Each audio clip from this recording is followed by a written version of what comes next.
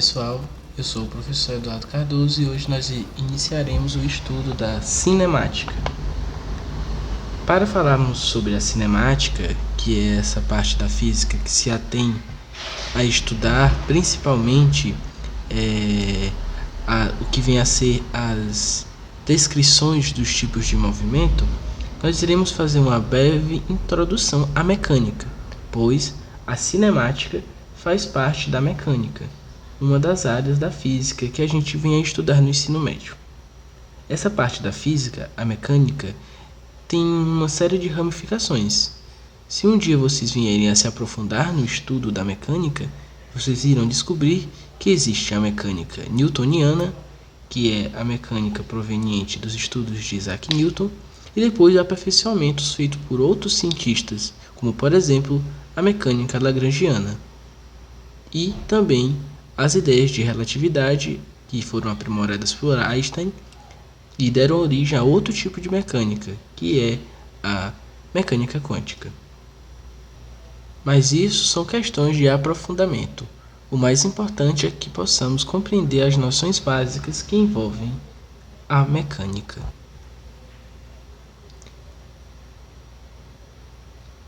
Entendemos que a mecânica é a parte da física que estuda o movimento e o repouso dos corpos, sem levar em consideração os movimentos microscópicos que acontecem no interior deles.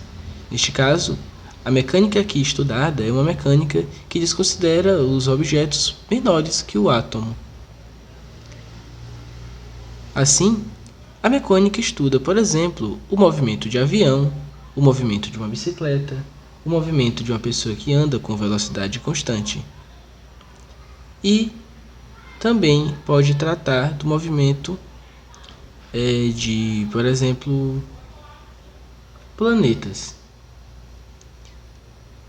No estudo da mecânica, a gente não leva em consideração o movimento de agitação das partículas, né? Melhor dizendo, não trata do movimento de agitação de seus átomos e moléculas.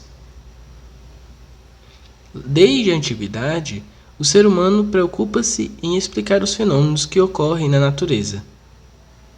Já lá desde a Mesopotâmia, do Egito Antigo, da Grécia Antiga, os filósofos e estudiosos tentaram descrever os fenômenos que eles viam acontecer na natureza. Todos esses fenômenos apresentavam movimento, seja esse movimento constante, pelo menos visualmente, ou com velocidade variável. Aqui surgem duas grandezas conceituais, a velocidade e a aceleração. A mecânica é a mais antiga de todas as partes da física, mas não se sabe ao certo quando começou seu desenvolvimento. Os primeiros estudos podem ser atribuídos a Aristóteles, Arquimedes e Ptolomeu. E posteriormente, com a Revolução Científica, nós tivemos Copérnico, Galileu, Kepler e Newton, e mais modernamente Einstein e Niels Bohr, como os grandes expoentes da mecânica. No caso, Einstein, da mecânica clássica, final da mecânica clássica ali, início da física moderna, e Niels Bohr, um dos desenvolvedores do modelo da mecânica quântica. A mecânica, como estudamos, é dividida em duas partes.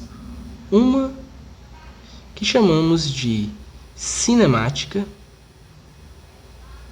e outra que chamamos de dinâmica.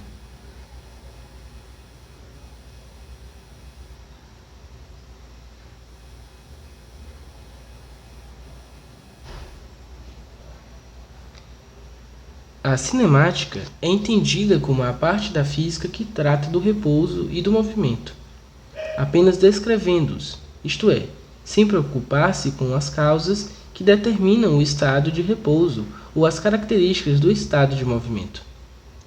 Em resumo, a cinemática se preocupa apenas com a descrição do movimento. E as grandezas físicas relacionadas à cinemática é o comprimento e o tempo. Mas também podemos tratar a velocidade e a aceleração. A outra parte da mecânica que estudamos e que a física trata é a dinâmica.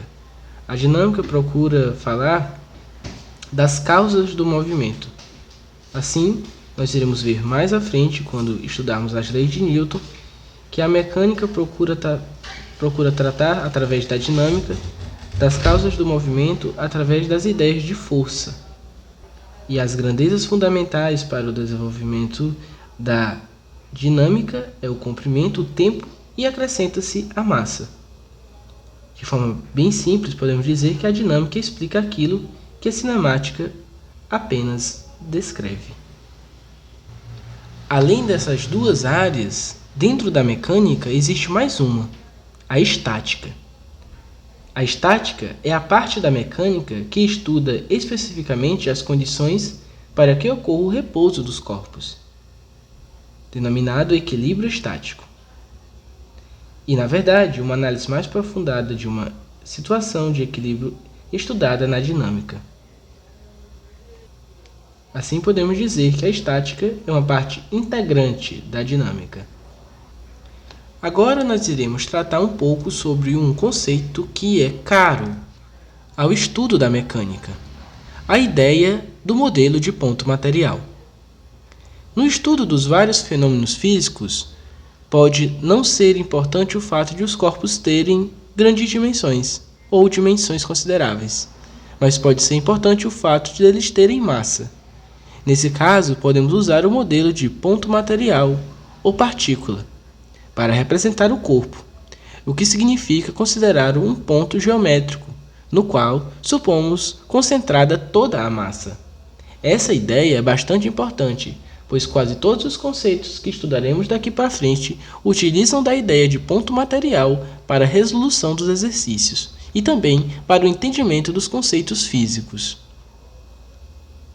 Um exemplo disso é a figura a seguir.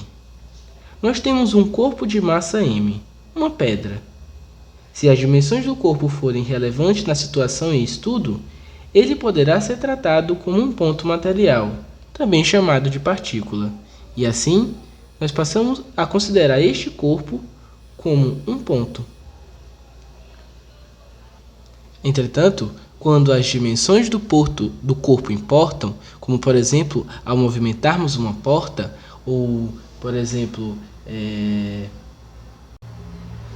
o vento na vela de um barco, nós consideramos esse corpo um corpo extenso. E assim o modelo de ponto material não funciona.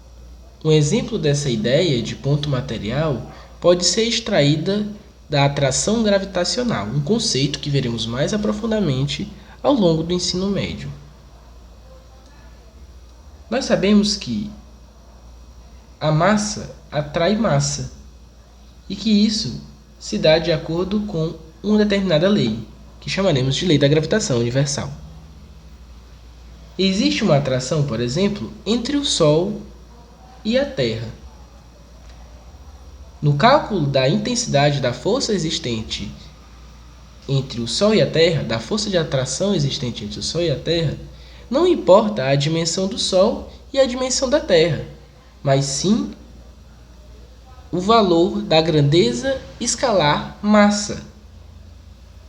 Por isso, nesse cálculo, tanto faz o tamanho do Sol ou da Terra. E assim a gente pode considerar o Sol um ponto material com toda sua massa no centro e a Terra também.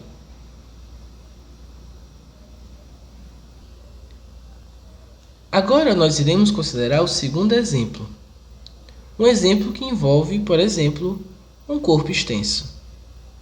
Sabemos que se empurrarmos uma porta com a mão longe do eixo das dobradiças, é mais fácil abri-la ou fechá-la do que se empurrarmos com a mão mais perto desse eixo. Assim, as dimensões da porta interessam nessa operação, razão pela qual é preciso considerá-la como um corpo extenso e não como um ponto material. Agora, se considerar um peixe movendo-se nas águas de um rio, se quisermos determinar o tempo que ele leva para percorrer 1 km rio acima, podemos então considerá-lo um ponto material. Neste caso, não seria necessário considerar as dimensões do corpo, bastaríamos observar o movimento do corpo ao longo de sua trajetória e com isso determinar, como se ele fosse uma partícula ou um ponto material, qual é o tempo percorrido pelo corpo, ou seja, pelo peixe. Agora nós iremos tratar de outra ideia que é muito cara para o estudo da cinemática, a ideia de referencial. Certamente você já deve ter percebido que existe uma grande importância em determinar onde estão os objetos de sua casa, por exemplo, sua roupa, material escolar. Para ser possível descrever qualquer tipo de movimento, também é necessário dizer onde ele está, ou seja, conhecer sua posição, que sempre é dada em relação a algum outro corpo, determinado referencial. Conceitualmente, podemos dizer que referencial é um corpo ou um conjunto de corpos em relação ao qual são definidas as posições de outros corpos. Para melhor exemplificar isso, podemos utilizar um eixo de coordenadas cartesianos ou o sistema de eixos cartesianos ortogonais. Ortogonais significam que as duas retas formam um ângulo reto, um ângulo de 90 graus entre elas. Nesse exemplo, nós temos uma mosca que se move em duas dimensões, ou seja, no eixo x e no eixo y. Tomando o próprio quadro como referencial, esse quadro no qual foi colocado o eixo de coordenadas, podemos dar a posição da mosca, dizendo que ela está a 10 cm do lado esquerdo e 20 cm do lado inferior. Se, porém, associarmos ao quadro um sistema de eixos cartesianos OX, Y, a posição da mosca em relação ao quadro ficará definida pela abscissa 10 cm e pela ordenada 20 cm. Assim, fica claro por este exemplo que o referencial é a posição dada a partir de um determinado corpo, ou seja, o referencial é um corpo ou um conjunto de corpos em relação ao qual são definidas as posições de outros corpos. O corpo no qual foi definido foi o quadro. Em relação ao quadro, a mosca está 10 centímetros do lado inferior e 20 centímetros, melhor dizendo, a 10 centímetros do lado esquerdo e 20 centímetros do lado inferior. Por exemplo, ao você se movimentar de sua casa para a escola, você deve ter como referência a sua casa. Então, se você se distancia 10 metros de sua casa em direção à sua escola, você está a 10 metros da sua casa.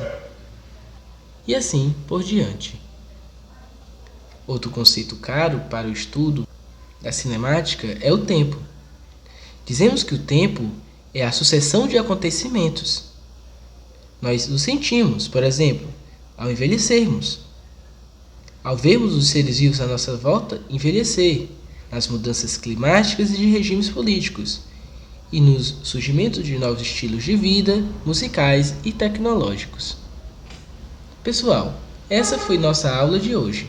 Na próxima aula, continuaremos o nosso estudo a respeito da cinemática, nos aprofundando mais nas ideias de variação de tempo. Até a próxima!